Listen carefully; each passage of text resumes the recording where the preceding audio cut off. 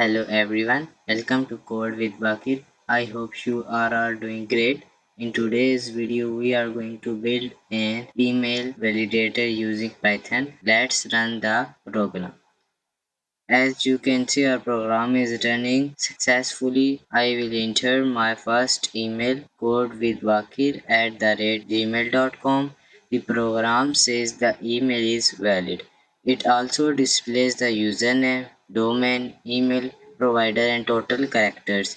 Now let's test an invalid email, abc@. This time the program correctly says the email is invalid because it does not follow the correct email format. We can check as many emails as we want, and when we exit, the program shows a summary of valid and invalid emails.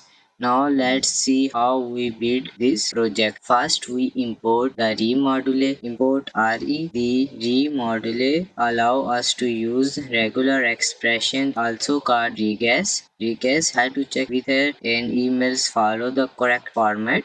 Next, we create an email validator pattern using regular expressions, also known as regex.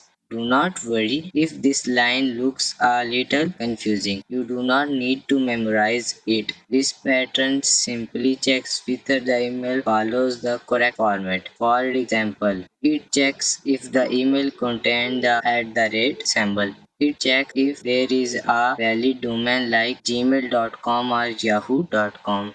It also makes sure the email ends with a proper extension such as .com, .org or .pk. So whenever a user enters an email, this pattern describes whether it's valid or invalid. Now let's move on the next part of the project. Our project contains similar functions, but the two most important ones are validate email. This function uses regex to check whether the email is valid. If the pattern matches, it returns true. Otherwise, it returns false. The next main function is show result. This function displays the final result. If the email is valid, it shows the email details. Otherwise, it displays an invalid email message. The remaining functions simply help organize the code and make it cleaner. Finally, we have the main function. This is where the program starts. We ask the user to enter an email. The program validates it, displays the result, and asks whether the user wants to check another email.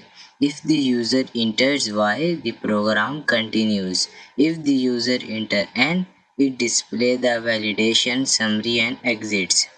And that's it. Today we built a simple and professional email validator using Python. In this project we learned how to use regex, functions, loops and conditional statements. If you found this video helpful, do not forget to like the video and subscribe to Code with Bakir. Thank you so much for watching.